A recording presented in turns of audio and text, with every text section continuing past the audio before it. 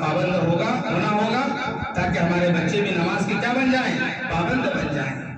میرے بھائی اور بزرگوں، بے نمازی کا حشر بہت برا ہوگا قیامت کے دن، اس لیے نماز کی پابندی کی جائے، خود بھی نماز پڑھیں اور اپنے بچوں کو نماز کی تاکید کریں، اور جب بچہ 10 سال کی عمر میں کو پہنچ جائے اس وقت تو بطور خاص بچوں کی نماز کی نگرانی کریں کہ میرا بچہ نماز پڑھ رہا ہے۔ اور نماز کتنے وقت کی فرض ہے؟ 5 وقت کی نماز فرض ہے میرے بھائی اور بزرگوں۔ 5 وقت کی نماز ہمیں جماعت کے ساتھ مسجد میں آ کر، مرد ہے تو مسجد کے اندر آ کر ادا کرنی پڑے گی، یہ شریعت کا حکم ہے۔ سفر میں ہے مسئلہ الگ ہے کہ مسجد قریب میں نہیں ہے جہاں وقت مل جائے، لیکن مقیم ہیں، گھر کے اندر رہنے والے ہیں، معاشرے کے اندر رہنے والے ہیں، اس لیے اپنی نمازوں کو مسجد میں آ کر ادا کرنا چاہیے، یہ شریعت کا حکم ہے۔ جماعت کے ساتھ ادا کرنی چاہیے۔ مسجد بنائی اس لیے گئی ہے عبادت کرنے کے لیے، نمازوں کو ادا کرنے کے لیے، اس لیے جماعت کے ساتھ نماز پڑھنے کی پابندی کریں گے، ہمیں زیادہ اجر ملے گا، زیادہ ثواب ملے گا۔ اور اسی طریقے سے میرے بھائی اور بزرگوں،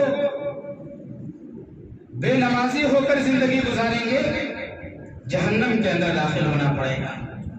قرآن مجید کہتا ہے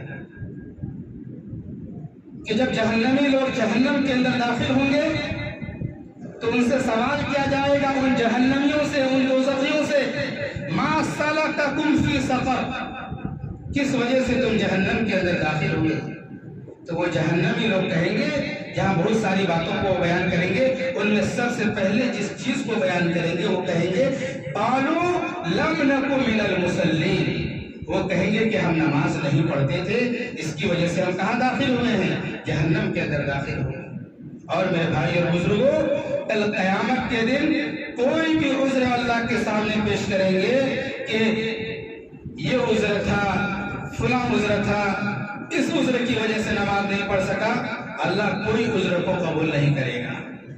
شریعت کہتی ہے اگر بیمار بھی ہے، سخت بیمار ہے، کھڑے ہو کر نماز نہیں پڑھ سکتا ہے، بیٹھ کر نماز پڑھے، بیٹھ کر نہیں پڑھ سکتا ہے، لیٹ کر اشارے سے نماز پڑھے، نماز کسی بھی حال میں معاف نہیں۔ عذر پیش کریں گے کل قیامت کے دن، ان عذروں کو قبول نہیں کیا جائے